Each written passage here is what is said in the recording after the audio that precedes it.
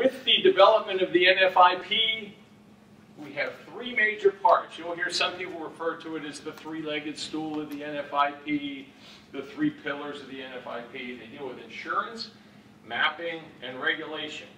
And pretty much everything we're going to talk about today falls within one of those three concepts, one of those three areas. That's essentially how the NFIP is set up. How it works. Mutual agreement between the federal government and the local community. The community enforces floodplains and federal government provides flood insurance. Well, that's changed recently. Many of you may know. We now have a lot of the private sector in flood insurance. But for many years, all we had was the federal government. Now, the setup is still the same. The federal government develops the policies, practices, laws, if you will, and the local communities are left to enforce those. People like myself, as the building official, working in concert with the floodplain manager for Hillsborough County, we're the ones that have to enforce that. We enforce that by way of when we issue building permits. We enforce that by the way when there's violations. When FEMA comes down to do what they call a CAV, a community assistance visit, wants to review all our documents.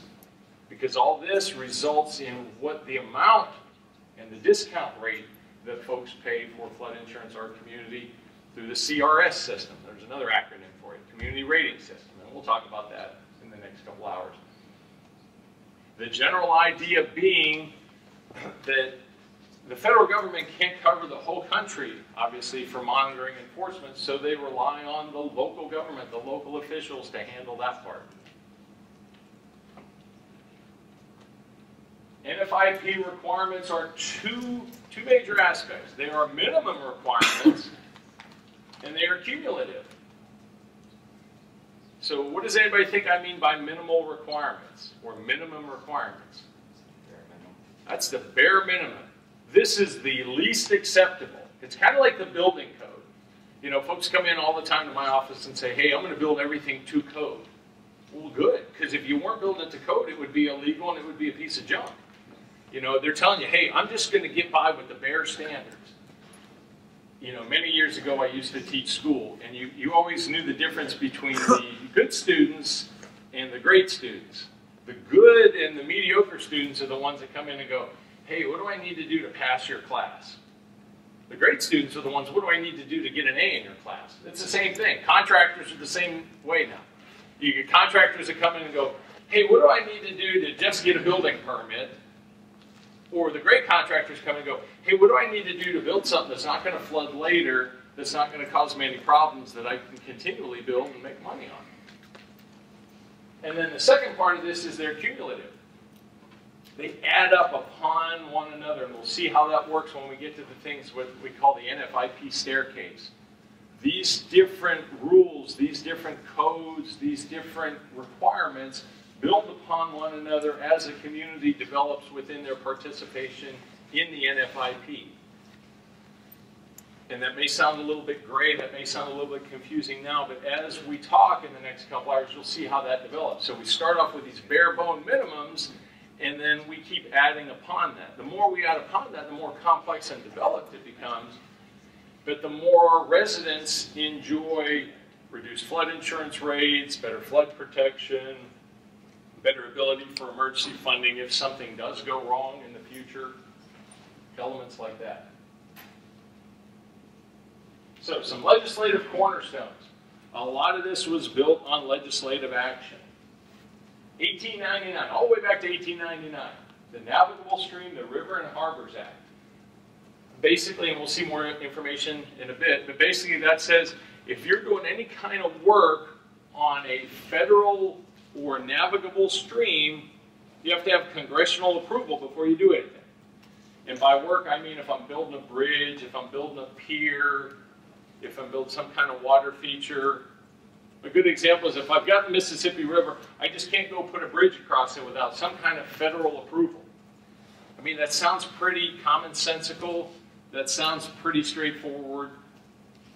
But then again, that's why we've had that law since 1899. A couple of the others, the Flood Disaster Protection Act. 1979, FEMA was created. Anybody remember who was president that signed the bill for FEMA to be created? Jimmy Carter, yeah. 1994, National Flood Insurance Reform Act. That was one of the biggest acts we had to start changing flood insurance reform and how this works. 2000 was the Disaster Mitigation Act. We'll see a little bit more about that. That basically indicated when states had to have some kind of what they call local mitigation strategy or emergency action plan, not just for response, but planning ahead. What are you doing to protect yourself from floods, tornadoes, hurricanes? And states have that now. That even breaks down to the local counties in a lot of states, where a county will have that plan. And then finally, 2004 and 2012 National Flood Insurance Reform Acts. 2012, the Biggert Waters. Hey, come on in. 2012 was the Biggert Waters. We all have heard about that. And then subsequent reforms, Grim Waters, and all the, what would you call, headaches, debate, however you want to identify it, that go along with those two methods of reform. Because basically we found out, hey, the federal government, FEMA, and the NFIP didn't have enough money to cover everybody. We couldn't continually subsidize everybody's ongoing damage and rebuild cycle. And that's what's affected a lot of people, the idea that, hey, now, at some point, my flood insurance may go to actuarial rates, and I may be paying a lot higher, well, I will be paying a lot higher than I was before. Floodplain management falls under MOM. Your MOM takes care of the floodplain. Multiple objective management, aka MOM. The idea, and we'll see, just as how we've talked about, if you think right now that, wow, he's talking 10 slides and we're all over the place. That's why, because we're covering a lot of different areas within floodplain management. It's not just the technical about how floodwaters rise and what they do to buildings. We cover a whole spectrum. Includes the whole watershed, assures flood projects don't undermine other community objectives. That's just what we talked about 50, 60, 70 years ago when we had the, hey, let's create some structures. And yeah, they might affect somebody else negatively over here, but you know, right now we're just worried about protecting right here. So that's what the idea of multiple objective management is, that we don't have that anymore. The last thing I want to do is do something good for this section, and these people are negatively affected. I mean, think about it. How good is that project then if other people are suffering from it? It protects the natural environment. We'll see the overarching aspects here. Everything from wetlands to endangered species, you name it, it's all encompassed. And it provides a way to evaluate losses versus benefits and value. If we're spending money, whether it's governmental money, personal money, if we're spending somebody's money, utilizing floodplain management and the aspects within it, we can determine, hey, is that a viable solution? Is that worth spending money on? When we talk about elevating folks' homes, you know, is it worth spending $60,000, $70,000 to elevate a $40,000 structure? Probably not. They might qualify for some kind of reconstruction grant. Those are the kind of pictures we need to look at. One of which is wetland protection. The last thing we want to do is harm what we already have in the interest of floodplain management. It sounds kind of counterintuitive, but if we just kept creating dams and structures along the way, that's what we were doing. Wetland protection. Okay, so there's our first acronym of the day. Anybody know what that stands for? United States Army Corps of Engineers. They are responsible for wetland permitting, and that is in Section 404 of the Clean Water Act. Those are the kind of miscellaneous details. How many of you have ever heard of Section 404 of the Clean Water Act? If you don't do this on a daily basis, you probably never have. But those are the kind of little details that are important to know. Basically, it says that it regulates the discharge of dredged or fill material into navigable waters and adjacent wetland areas. So what that means for us in a practical standpoint is, all of a sudden, if I've got somebody downstream dredging or cleaning out some silt out of the river or something, and he's backed his truck up right here and he's pumping it into this wetland, that's a huge violation. This is how it ties to where we as the local folks enforce that, because when Mr. and Mrs. Smith and Mr. and Mrs. Jones that live here see a truck dumping dredge and fill material into that wetland, who do they call? Hey, I got a problem here. This guy's dumping stuff into the wetland behind our house.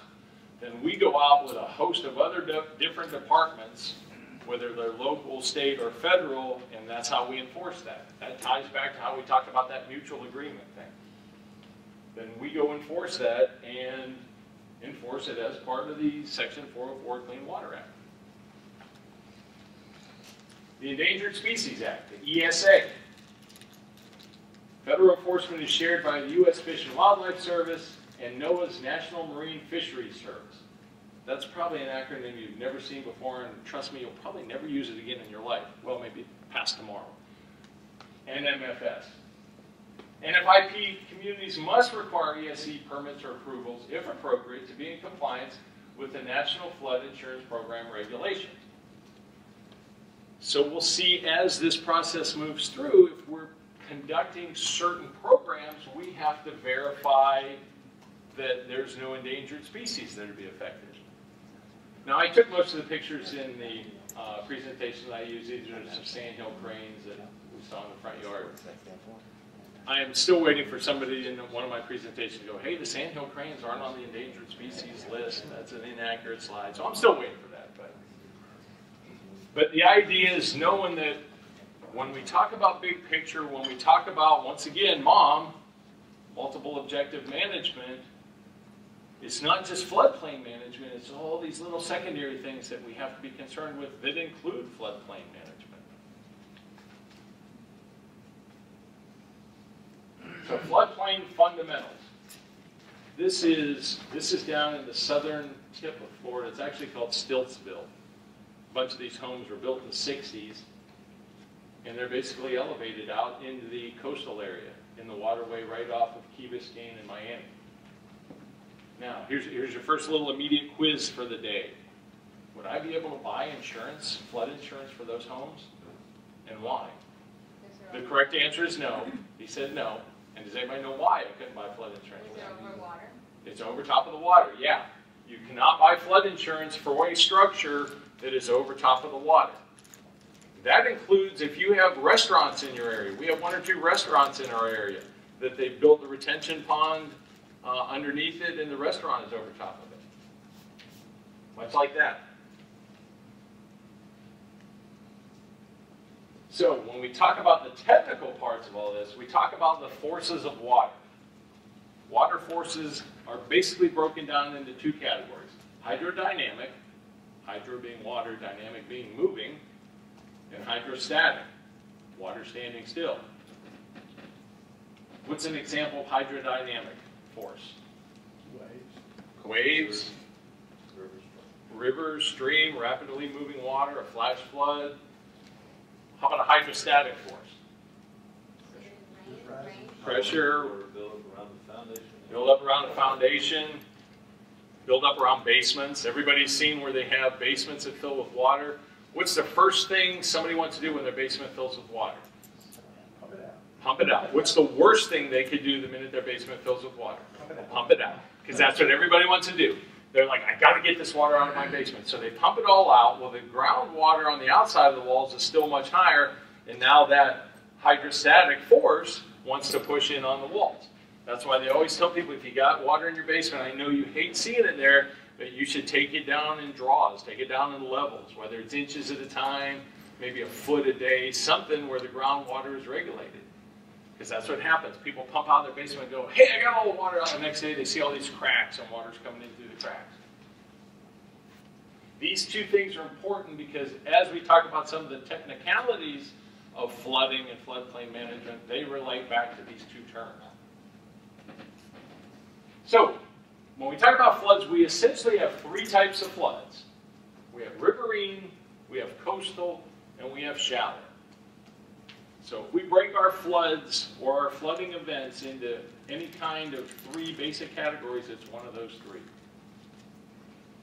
The very first one is riverine, and this is taken right out of FEMA 480, so you can probably find a whole section that's about riverine flooding. Basically, it occurs because of all the collection area You know, if we have mountains or we have a divide, all our tributaries that collect there add up, and that's that whole watershed area that collects it. Now keep in mind, we don't have to have mountains, we don't have to have hills. All we have to have is some measure of slope. I mean, we have no mountains, we have very few hills in Florida, but we still have large collection areas because all this has to do is be a few feet higher, and obviously the water's going to collect. It occurs in a channel, that's a prime requirement. It must have a channel, and it results in overbank flooding. Guess how they came up with that term? It floods over the banks of the river. Somebody was ingenious that day and said, hey, wow, the water's over the banks. We should call that overbank flooding. And ever since, that's what they've called it. But that's the actual term, overbank flooding. You have your water in a normal stream bed or riverbed. This area collects, and down here floods. One of the important aspects to remember that is that doesn't happen immediately. If I get heavy rains, or I get a storm event, or if I have snow melt that attributes to that, it can collect here. It can take several days before it migrates down here and floods in this part. That's why we have a whole bunch of different agencies, from the USGS to local authorities to local municipalities, monitor river heights. So they can tell residents, hey, downstream you may have flooding. We're seeing that now from the tropical storm that just occurred in Florida. A couple days ago, we had massive amounts of rain over a short period of time. Just this weekend, they're projecting that some of the rivers are going to crest, because we're talking about very slow-moving rivers, very broad waterways, but the idea is it's going to take a while, but those rivers are just cresting, well, yesterday, today, and they'll probably start receding by the end of today or the weekend. But the idea is the storm went through on Tuesday, and here we are 2 or 3 days later, and now when we're seeing the flooding effects. So it's not always immediate. I use this slide to describe Riverine. Does anybody know where this is? Anybody ever been there? Lake Itasca in Minnesota? This is actually the start, and I'm not kidding, this is the start of the Mississippi River. If you can't read the slide, it says here, 1,475 feet above the ocean, the mighty Mississippi begins its flow, its winding way, 2,500 so miles to the Gulf of Mexico. So this is Lake Itasca. This is where they've determined the watershed for the Mississippi starts. Depending on what time of year you go there, they have rocks here. You can actually walk across those. You can say, hey, I've walked across the Mississippi River. And of course, they sell t-shirts. So, hey, look, I walked across the Mississippi.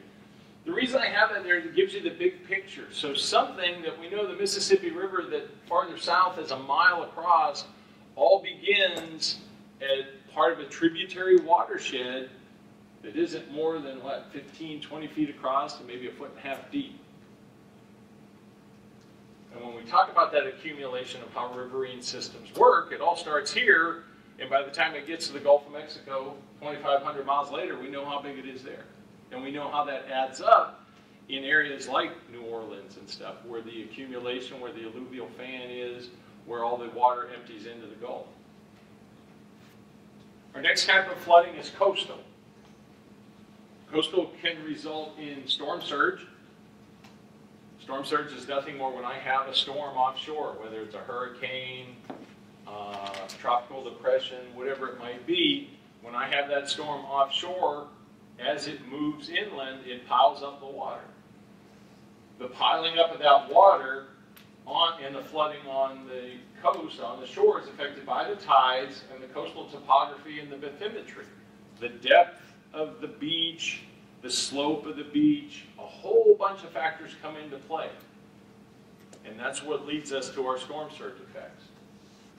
It can lead to coastal erosion. We've seen that. Anybody that lives near a coast, look what we saw with with Hurricane Sandy a few years back. Generated by tsunamis. So it's not just hurricanes and other items. Tsunamis, offshore seismic events, earthquakes, if you will, generate the seismic waves that can lead to storm surge. An important thing to remember, it doesn't just happen in the oceans. It's not just the Atlantic Ocean, the Pacific Ocean, the Gulf of Mexico. It can occur in the Great Lakes, down here. That's what that picture's of. Only because you have such a large water body and a large surface area of beach that you can actually get storm surge there. Sometimes you get storm surge in the form of ice. They're ice flows that get pushed on shore. Some of you may have seen that a number of years ago. They actually had, they probably still have videos on YouTube, with huge chunks of ice getting pushed onto the shore and just pushing into people's homes. You know, you're talking about chunks of ice the size of this table. It's like a moving refrigerator. That's a lot of mass that piles up. And it's happening in slow motion too, so it shows it going through people's houses, just tearing up those homes. That, in essence, is a form of flooding. It's just, it's not liquid water, it's solid water. Here's a good animation from FEMA that I like to show. If you don't hear the sound, it's not that big a deal. It's just the animation itself that they've developed for coastal science. So you'll see how the zones are separated. And you'll see some key points we'll talk about as this occurs. So there's my shore, there's my construction, there's my zone X, and we'll talk about the zones as we go through today. There's my VE zone. V for what? Velocity. So you see my storm surge occurs, here comes my flooding, I'm going into my AE zone. Look at that, I've even gone into the X zone. So when people say, oh, I live right on the line, thank goodness, I'm never going to flood. Yeah, good luck with that. One of the terms we also use is the limit of moderate wave action, the limb law, and that's determined, that separates our coastal AE zone from our AE zone. Their picture shows it right in half here. It's not always bisected in half. That's a determination of different studies. And that's something that FEMA is just working on now, providing communities with where their limb law is. Because that's important as building officials, determining where people can build and how they're going to build in those areas. Are we going to let them build elevated homes with a crawl space and venting? Are we going to require pilings, incredibly elevated homes? Whatever the option may be, that's what we use that kind of information to determine. But you get a general idea, and it's a relatively short video, but it just gives you the graphic representation of coastal flooding. Then we talk about shallow flooding. Flat areas with inadequate or no defined channels. And this is a good picture of it right here. I mean, I've got somewhat, I guess you could call it a channel, but you can tell if I get 6 more inches of rain, that area is going to overlap, it's going to top over. We've got some depressions. We have what they call cypress domes, where cypress trees that like to grow in water will develop. General idea is shallow flooding. It occurs with no channel, no developed area. It's just there. That's really important because this is one of the common types of flooding that you hear. How many of you ever heard from people before, oh, I'm not worried about flooding, I don't live near the water? People equate that the only way I'm going to flood is if I'm near the river, the stream, or the ocean. Especially in Florida, we hear that all the time. Oh, I'm not near any body of water. Oh, I don't live anywhere near the ocean, I'm not going to flood. You can flood in shallow areas. You know, areas like this, in the dry season, have hardly any water in them. In the middle of the summer, some of these areas are 5, 6, 10 feet deep. In this situation, does it hurt anything? No, it's a natural watershed. It looks pretty. It's a recharge area. The problem is, so I carved this road in here now, and now I want to start putting houses here. Build a house in the dry season, 8, 9 months later, rainy season comes along, person has a foot of water in their garage. First thing they're doing is calling me. I can't believe you let my builder build the house there. They would have never thought that it would have flooded there because, oh, it's not anywhere near the water. Oh, it's not anywhere near the ocean. That's because it's another aspect of shallow flooding. When we talk about shallow flooding, we have different types. And here's where we're going to first start identifying some of our terms that we talk about. So our first, and as it relates to the zones, zone AO is sheet flow. Sheet flow is that shallow flooding that accumulates in, for lack of a better term, sheets. A lot of folks like to remember the O for overland, that the water moves overland. And sheet flow does not have a base flood elevation. And we're going to look at a graphic representation of that to be able to understand how you read it on the map as well. Our next shallow flooding is ponding. And that's zone AH, and I've heard folks say, hey, the H is good for holding. It holds water like a pond does. I'm like, hey, if that works for you. That does have a BFE, and we'll see the example of that. The important thing to remember here is sheet flow does not have a base flood elevation. ponding does have a base flood elevation. And then we have urban drainage. If you live in any urban area, city area, where there's, for lack of a better description, too much concrete, too much asphalt, not enough natural drainage area, when you get a significant rain, you get flooding. Most of it's probably not natural by design. The rain is natural, but the flooding isn't. It's just we build a whole lot of homes, a whole lot of cities, or a whole lot of concrete, and now we get flooding. Tampa, where I live, has it bad. Miami, Fort Lauderdale, a lot of urban areas. Houston, a lot of urban areas have flooding to that effect. So here's where we see the graphic part. If you have a flood map with you, this is on panel 38, if you want to take a look at it. If not, I've made it pretty large so you can see here. So this is where we start to turn the whole technical verbiage, facts, numbers, letters, into being able to read this representation on a map. So I open up my map, and I see the area that says Zone AO. Prior to the slide before, well, hopefully you knew what it was, but prior to the slide before, you'd say, hey, I don't know what that means, but I see that area, and the reason it's important now is I see that it says Zone AO, which is what kind of flooding? Shallow sheet flow flooding. Only here it says a depth of 2. Because remember what I said, it doesn't have a BFE, it's only shown in depth. The other thing that's important to remember is it may not always say the word depth before it. It may just have that 2 feet into parentheses. But you have to remember if it's AO, that's the depth, that's not the base flood elevation.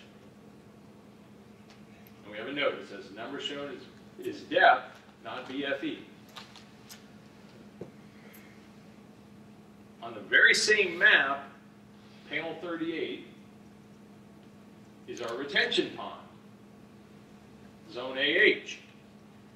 What is Zone AH? Ponding. And look at that, it's a retention pond. Wow, this stuff actually works. And what do we have here? We have a number, and that is the BFE.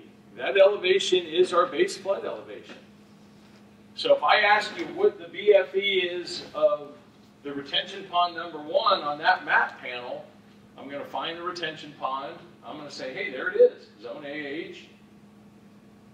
And I mean, that could be, think about it, if you had a customer that says, hey, I'm buying a piece of parcel and I see there's a retention pond on it, I don't know what that means. There's a whole bunch of letters and numbers.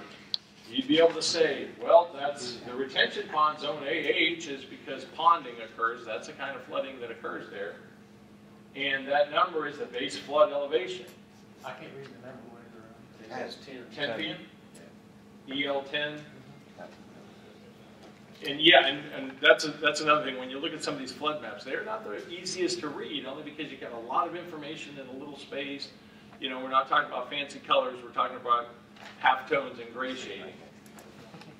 But the important things to remember on these 2 items are, if I'm AO, no BFE, sheet flow. If I'm AH, I'm ponding, and I do have a BFE. And I'll show you some other items that we'll talk about along the way that put these into perspective and why they're important. Is X the benchmark? Which one? No, this is another flood zone. Zone X there, yeah. If we have Zone X, it'll be the actual zone.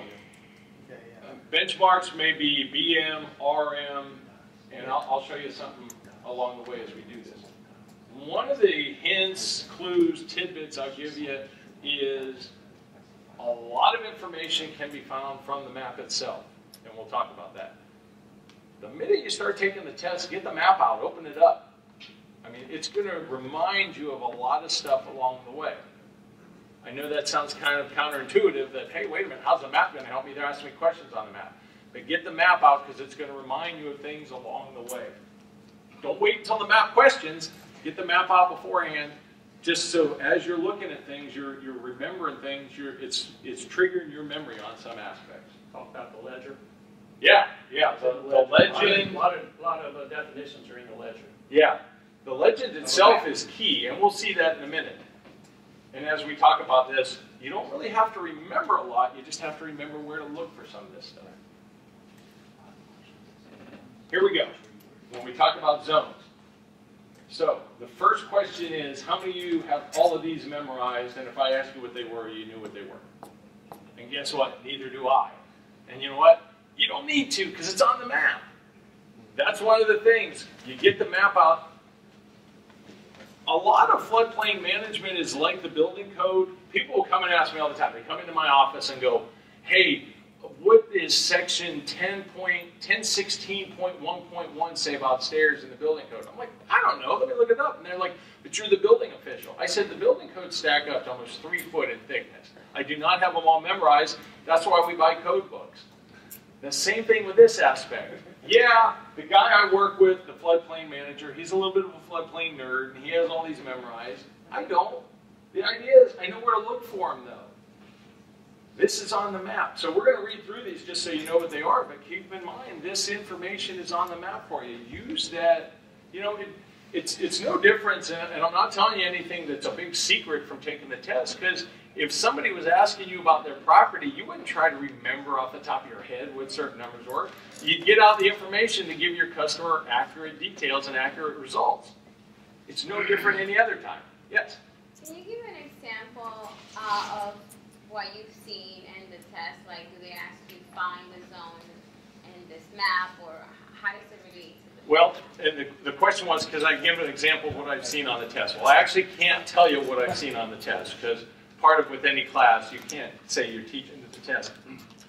Excuse me. But I can tell you that the test questions would be similar to any other question that somebody might ask you in your day-to-day business. And let's go back to this one, for example. So, you know, if somebody said, hey, I want some information about what's going on here. I'm looking at buying a piece of property right down here in this area. Can you tell me what flood zone it's in? So I might have to identify the flood zone. Or if somebody said, hey, we're looking at building a bridge or redoing the bridge on Argyle Way over top of this water body. What can you tell me about that AO? Does that mean that the water is going to be 2 feet higher, or that just that general information that you can say, no, that's actually, what is it? depth? It's the depth, yeah. So it's not necessarily the elevation that's required, that's the depth. And as we progress, you'll see some more. I've factored in some questions here that ask you about the maps. The general idea is these are probably the same situations that anybody would ask you as a customer along the way, particularly if they're looking at buying a parcel of land or if they already own a parcel. Yes, sir? So a good way to remember that is if it has the EL certification on the bottom of it, then it usually has a BFE. If it says EL, it's the elevation. The only thing, his question was, if it says EL on the maps, is it always the BFE? The thing you have to be cautious of that is they won't always show EL. Some of them just may have AH and then a number next to it. You just have to know that if it's an AH, that is the BFE elevation number. So the same map could have AO with a 2 and then AH with a 10. exactly, You have to know that exactly. AH You have to know BFE what those are. So And is the AO zone the only zone? AO is the only one that requires depth, that gives it its depth and doesn't have a BFE. So the point he just made was good. So I have to remember that the AO and the AH and what they're for, right? I could, or I could just bring this back up and read it right off here and say, oh, that's what those were. Because sometimes I get them confused, so instead of getting them confused, I'm going to look at the legend. So the A1 through 30 is just a numeric identifier of a specific zone? Yeah, I'm going to go through these so you get an idea. So let's talk about these. So in our Zone A, we have the 100-year base floodplain, 6 types. A is the base floodplain mapped by approximate methods. BFEs are not determined. This is often called an unnumbered A zone or approximate A's.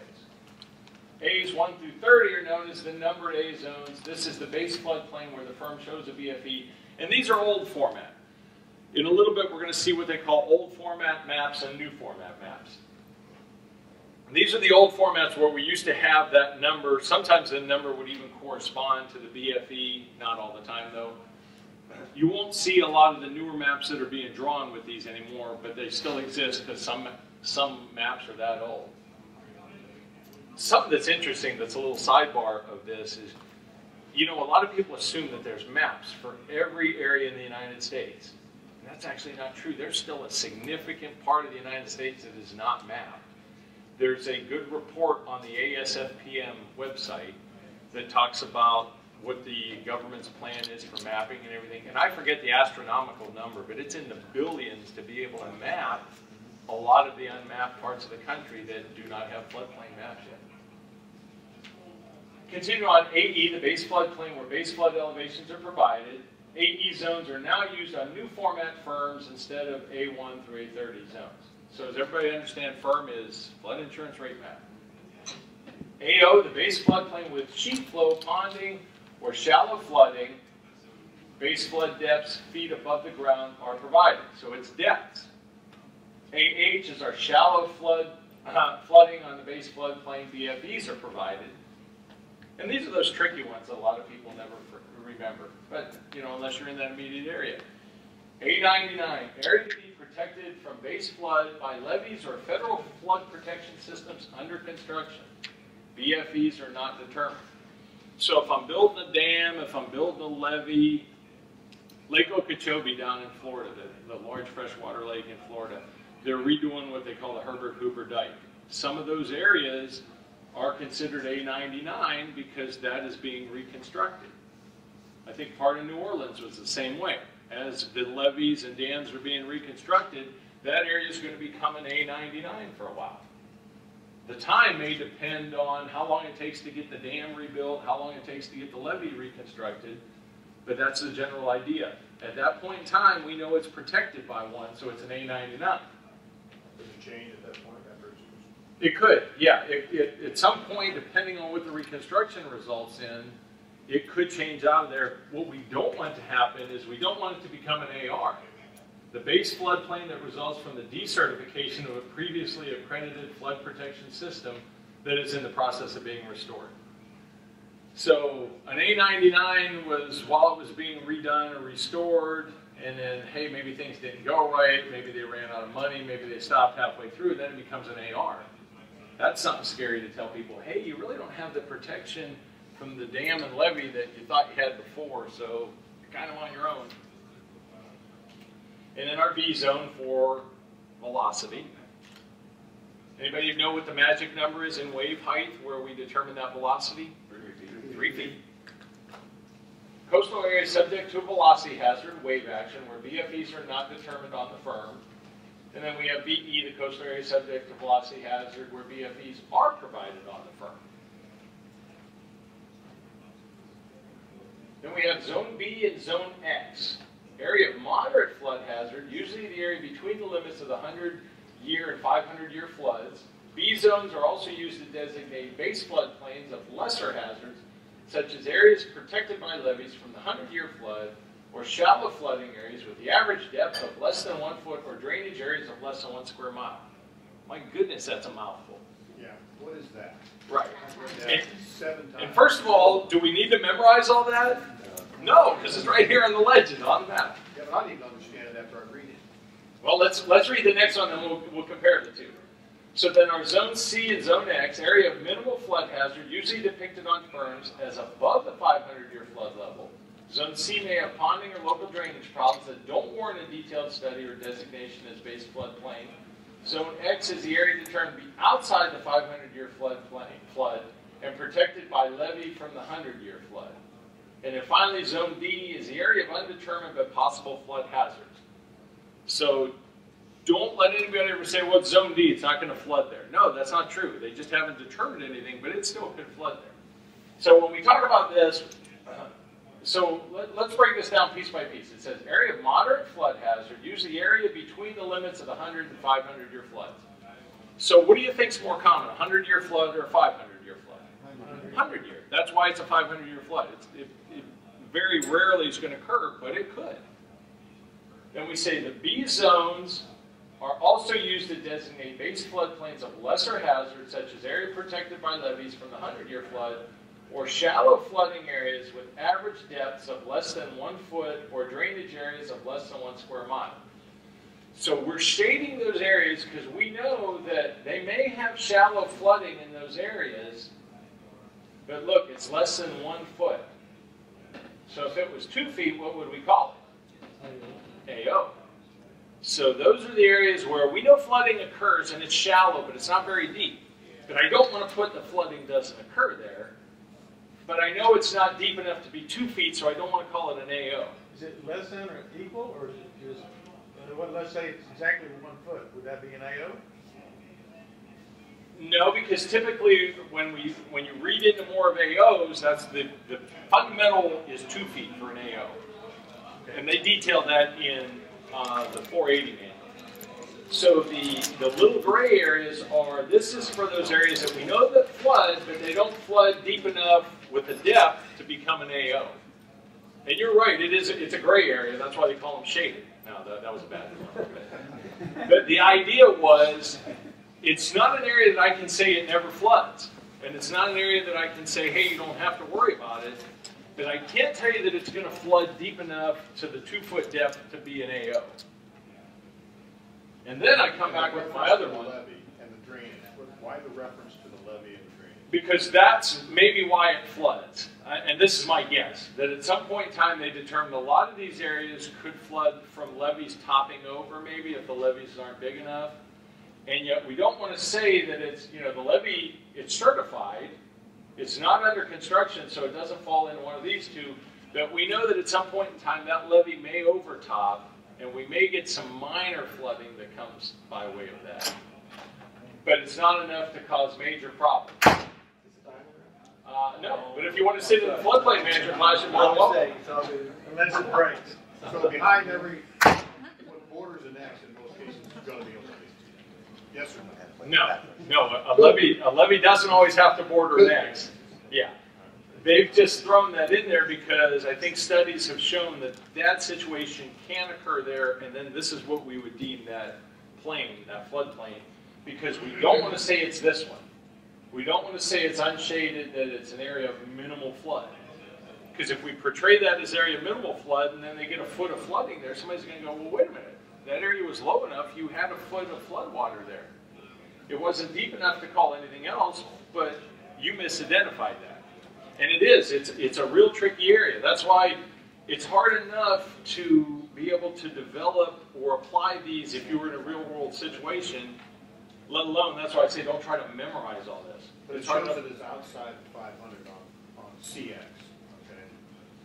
Correct. And then yet it shows inside between 1 and 5 on X as well, okay?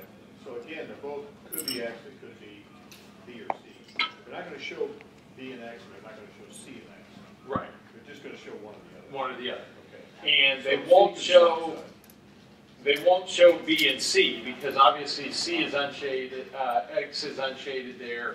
So you should never have a situation, and if you do, somebody really probably has either drilled down so far deep in the study that they have a B, C, and X because they're like doing the minuscule determination then. And somebody may have done that for their own particular property or their own town, but across the board, that's why you have those larger areas so they can say, hey, we know it can flood here, but we can't really tell you what the depth's going to be because it's not a major situation, but it still could occur. So it's all X, and it's shaded inside 1 and 5, and it's unshaded outside 5. And that's the best way to look at it. Pretty much. That's a pretty good summary. Kurt, can you run that by me again? I don't think I still have it. Warmer. Shaded, it's in between 100 and 500. Yeah. If it's unshaded, it's 500 over. Correct. I'll buy it. Yeah. That's a good that's a good fundamental reference. Well, the map we have tomorrow, do you know what has an actual wetland as well? Oh yeah, it'll be a regular firm. I don't know what panel they give you because I think they give you different, but it'll be a regular firm with a legend. The front panel that we'll talk about, it'll just be your typical. And a cross section. Not going to be flood count. Oh, I don't know. Well, I got that memorized. Well, you might. But if you told me to memorize.